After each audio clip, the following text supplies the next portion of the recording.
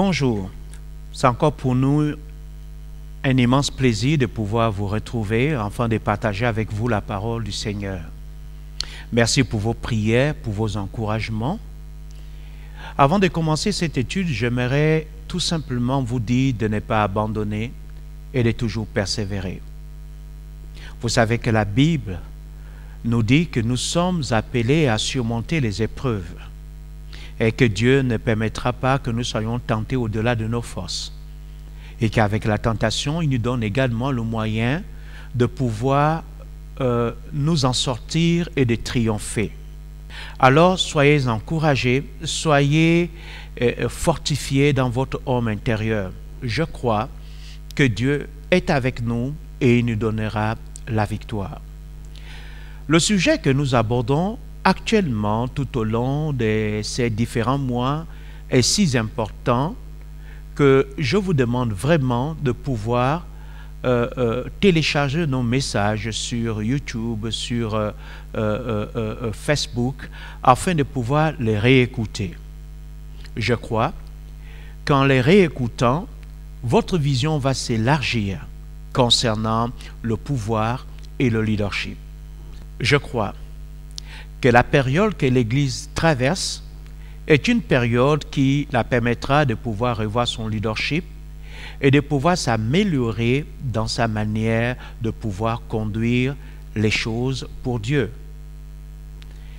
Je crois que c'est le moment où plus que jamais nous devons prier, où nous devons rechercher la face de Dieu, parce que grande est la tâche qui nous attend. Je vous invite maintenant à prier avec moi, afin que nous puissions continuer notre étude relative à l'onction de la sagesse, une nécessité pour le XXIe siècle. L'onction de la sagesse, une nécessité pour le XXIe siècle. Prions, s'il vous plaît. Seigneur mon Dieu, je vais te dire merci pour cette étude. Merci pour les encouragements. Merci de nous révéler encore davantage au sujet du pouvoir et du leadership à la lumière des Saintes Écritures. Permets-nous d'être meilleurs dans notre mentalité. Permets-nous d'être meilleurs dans ce monde. Permets-nous d'être cette lumière qui luit dans les ténèbres et qui éclaire tous ceux qui sont autour de nous. Accorde-nous la révélation de ta parole, car la Bible déclare qu'elle est claire et elle donne de l'intelligence. Bénis tous ceux qui nous écoutent à travers nos différents réseaux sociaux, Facebook et notre chaîne YouTube. Bénis tous ceux qui nous suivent par le canal de la télévision. Fortifie-les et accorde-les tes multiples grâces. C'est au nom de Jésus que je viens de prier. Et depuis là où vous êtes, nous disons tous Amen. Comme je l'ai dit, le sujet que nous abordons est important. Nous parlons de l'onction de la sagesse, une nécessité pour le XXIe siècle. Je vous invite maintenant à ouvrir vos Bibles avec moi dans le texte de Marc, le chapitre 10, le verset 42 à 45. Nous l'avons vu dernièrement, mais nous allons encore revenir sur ces textes parce que nous avons beaucoup à dire concernant le pouvoir et le leadership, concernant la sagesse que nous devons manifester dans ces temps de la fin. Marc, chapitre 10, le verset 42 à 45. Verset 42.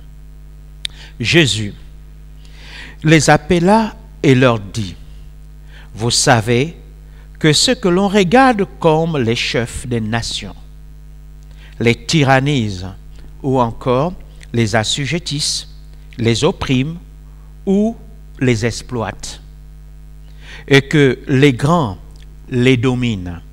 Verset 43.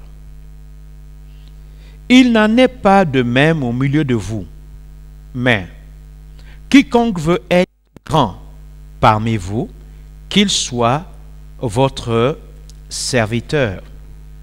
Verset 44.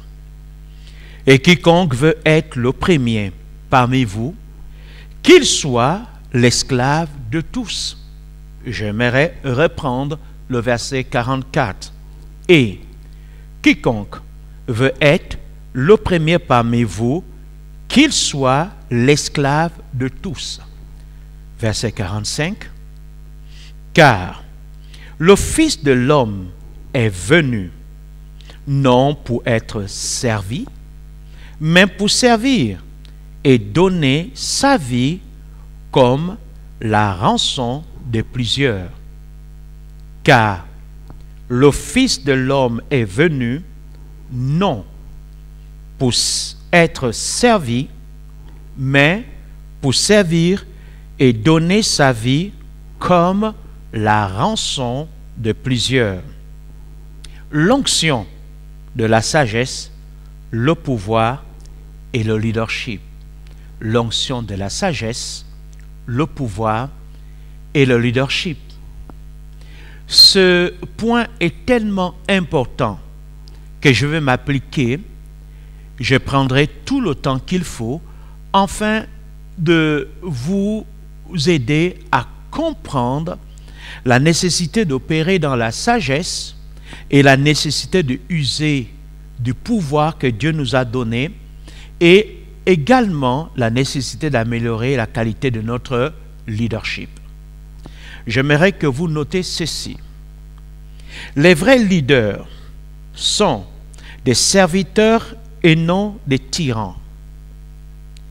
Les vrais leaders n'abandonnent jamais avant d'avoir atteint leur but. Ils œuvrent continuellement à concrétiser leurs promesses à l'égard du peuple dont ils ont la charge. Le don de soi est la qualité première qui caractérise un bon dirigeant. Je reprends. Le texte s'affiche sur votre écran. Les vrais leaders sont des serviteurs et non des tyrans. Les vrais leaders n'abandonnent jamais avant d'avoir atteint leur but. Ils œuvrent continuellement à concrétiser leurs promesses à l'égard du peuple dont ils ont la charge. Le don de soi est la qualité première qui caractérise un bon dirigeant. Le texte que nous venons de lire dans Marc chapitre 10, le verset 45, nous allons le relire. Jésus dit, « Car le Fils de l'homme est venu, non pour être servi, mais pour servir et donner sa vie comme la rançon de plusieurs. » Le leadership rime avec le service. Le leadership rime avec le don de soi. Le leadership rime avec amour. Là où il y a de l'amour, là où il y a le don de soi, on peut s'attendre à des bons résultats. Si vous êtes un leader et que vous manquez d'amour, il vous sera difficile de donner le meilleur de vous-même pour les personnes qui sont sous votre responsabilité. Un leader qui est rempli d'amour donnera le meilleur de lui-même afin de voir les personnes qui sont placées sous son autorité atteindre leur sommet. Là où il y a l'amour, il n'y a pas de sacrifice qui soit difficile pour un leader. L'amour est une source d'inspiration. L'amour est une force de motivation. La Bible dit, « Car Dieu a tant aimé le monde qu'il a donné son Fils unique. » La Bible dit, parce qu'il a tant aimé qu'il a donné, la seule chose qui était précieuse pour lui.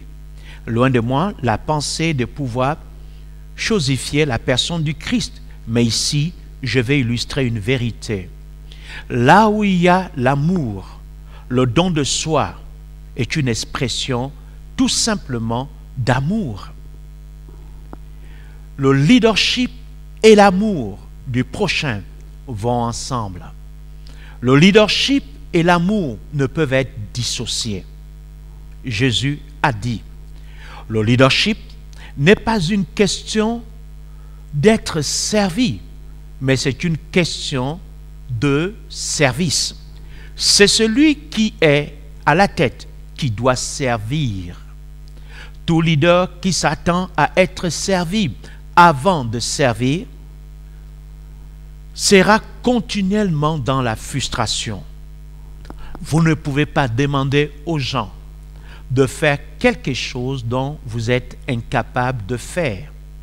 Avant d'être un bon leader, vous devez d'abord être un bon serviteur. Voilà pourquoi j'encourage toujours les personnes de commencer par le service. Si vous apprenez à servir votre prochain, alors vous serez également un bon leader. On ne peut pas être un bon leader si on n'a pas appris à servir les autres. Dans Jean chapitre 15, le verset 13, Jésus dit, « Il n'y a pas de plus grand amour que de donner sa vie pour ses amis. Il n'y a pas de plus grand amour que de donner sa vie pour ses amis. » Jean chapitre 15, le verset 13. Rélisez ce texte, méditez-le. Il n'y a pas de plus grand amour que de donner sa vie pour ses amis, ou encore de donner sa vie pour les gens que vous aimez. Dans 1 Jean, le chapitre 3, le verset 16, l'apôtre Jean dit ceci: « Nous avons connu l'amour en ce qu'il a donné sa vie pour nous. Nous avons connu l'amour en ce qu'il a donné sa vie pour nous. Nous aussi, nous devons donner notre vie pour les frères. Nous avons connu l'amour en ce qu'il a donné sa vie pour nous. » Si il n'aurait pas donné sa vie, on n'aurait jamais connu l'amour. Si vous ne vous donnez pas, les gens autour de vous ne découvriront pas l'amour de Dieu au travers de vous. Nous avons connu l'amour en ce qu'il a donné sa vie pour nous. La Bible dit, tel il est, tel nous sommes. Jésus est notre modèle en matière de leadership. Si vous donnez le meilleur de vous-même aux gens qui vous entourent, vous permettrez à ces derniers de découvrir l'amour. Et eux également en retour, parce qu'ils ont un modèle devant eux, ne trouveront pas pénible de pouvoir se donner pour les autres. Si vous s'aimez l'amour, vous récolterez l'amour. Si vous s'aimez le respect, vous récolterez le respect. Si vous s'aimez l'honneur, vous récolterez l'honneur. C'est qu'un homme sème, il le récolte également. Jean, chapitre 10, le verset 10 à 11, est un texte formidable et nous allons apprendre davantage sur la notion de berger, de leader. Ce texte est tellement puissant qu'il va nous permettre de pouvoir corriger ce qu'il y a à corriger dans notre manière de pouvoir exercer non seulement le pouvoir, mais également le leadership. Jean chapitre 10, le verset 10 à 11. Verset 10, Jésus dit, « Le voleur ne vient que pour dérober, égorger et détruire. Moi, je suis venu afin que les brebis aient, c'est affiché sur votre écran, afin que les brebis aient la vie et qu'elles soient dans l'abondance. Je suis venu afin que les brebis aient. En d'autres termes, avant que je ne vienne, les brebis n'avaient pas la vie. Je suis venu.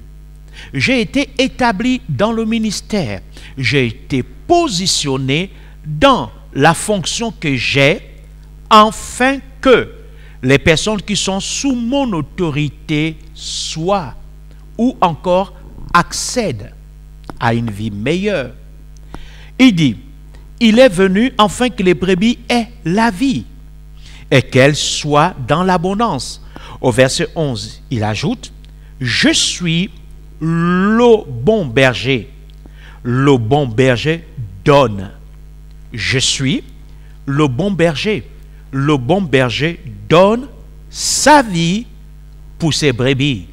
Je suis le bon berger. Point. Ensuite, il poursuit. Il dit, le bon berger donne. On ne peut pas être bon sans donner. On ne peut pas être bon sans aider. On ne peut pas être bon sans hisser les autres vers leur sommet. Un bon berger ou encore un bon leader, c'est se donner. Un bon berger donne pour que ses brebis deviennent.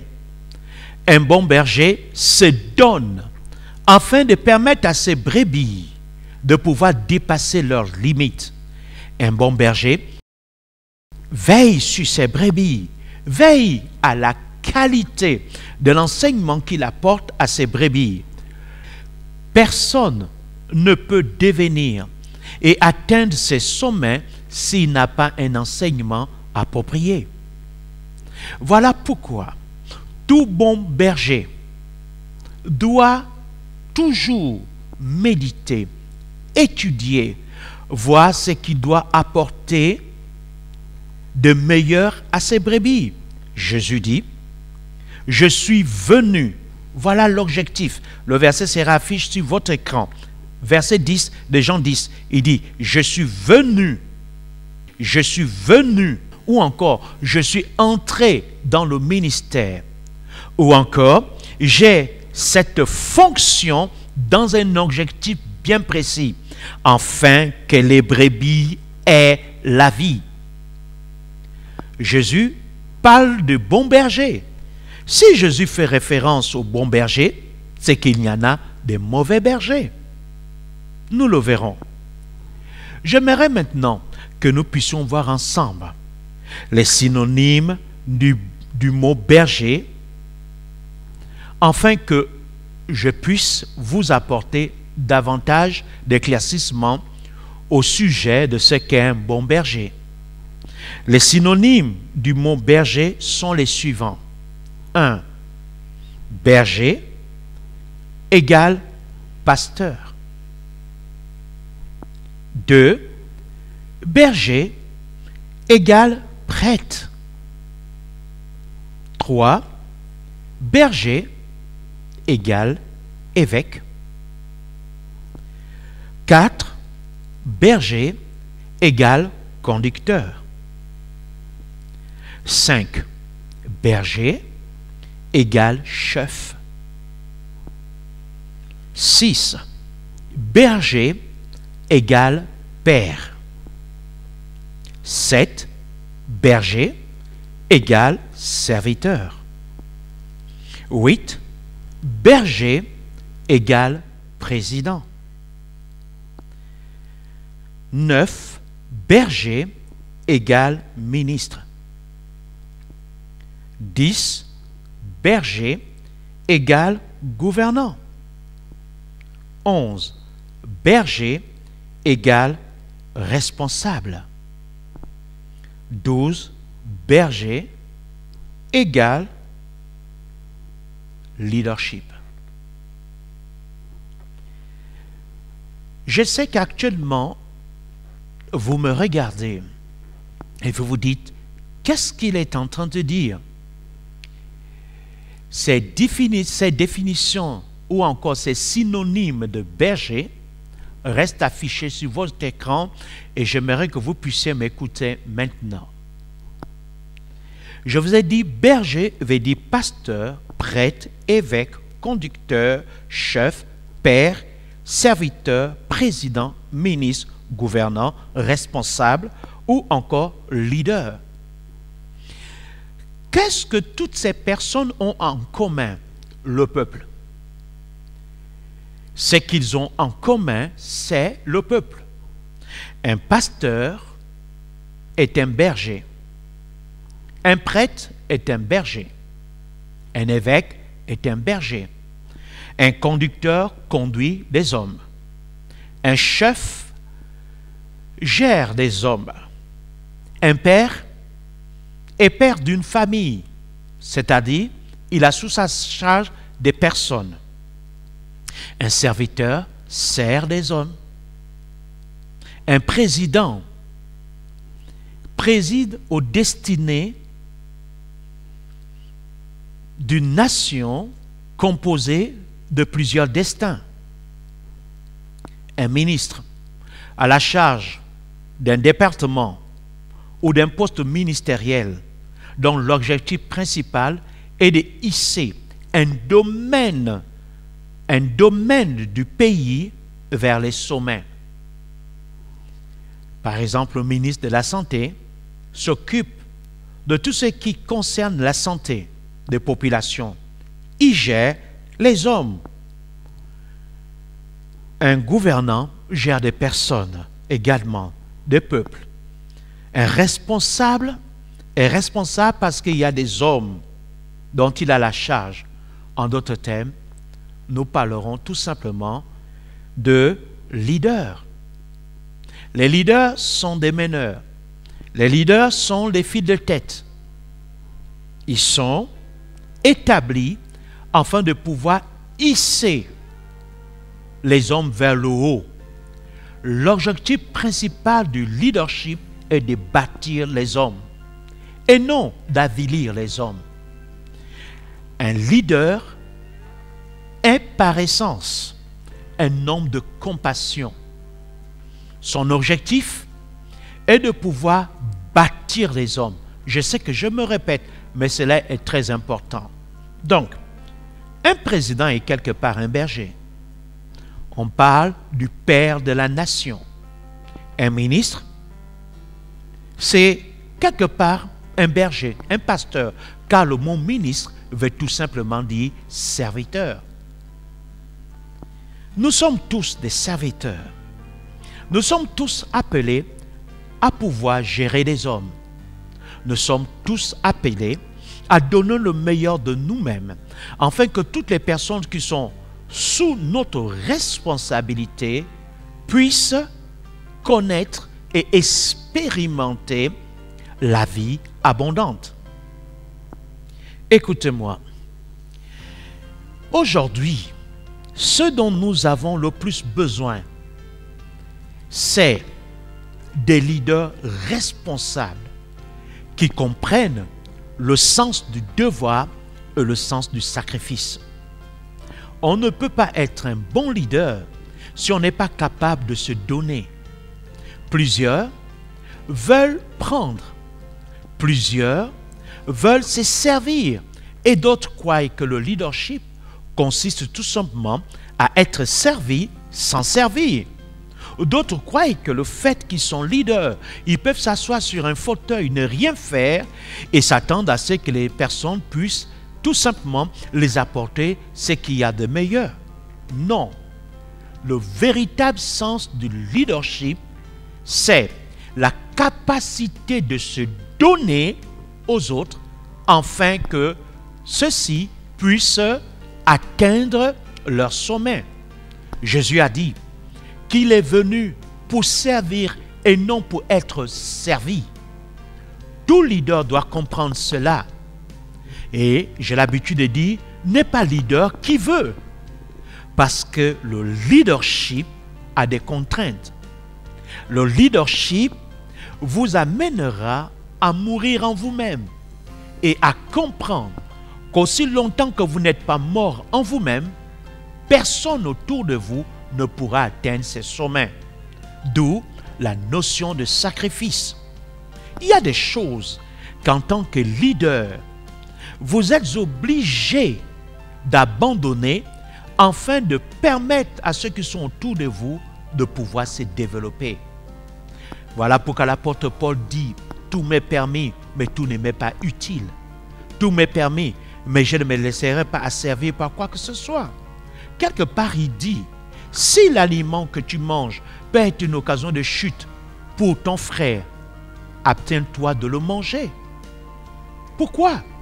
Parce qu'un leader est capable de consentir des sacrifices. Il y a des choses légitimes que le devoir t'amènera à ne pas revendiquer. Paul disait, je ne fais pas cas de toutes ces choses, pourvu que vous parvenez à la stature parfaite de Christ. Un pasteur est un serviteur. Un prêtre est un serviteur. Un évêque est un serviteur. Un président est un serviteur. Un ministre est un serviteur. Je vous encourage donc à être de très bons leaders. Je vous encourage à donner le meilleur de vous-même afin de permettre à la vision que Dieu a inscrite dans votre cœur de voir le jour. Je vous encourage à améliorer votre leadership. Je vous encourage à être passionné et à poursuivre diligemment votre rêve. Car je crois que Dieu vous a suscité pour ces temps. Vous êtes le leader dont Dieu a besoin afin de changer la société et apporter un plus à la nation dont vous faites partie ou encore à la nation dont vous appartenez. Puisse Dieu vous fortifier, puisse Dieu vous garder fidèle à lui, que Dieu vous bénisse.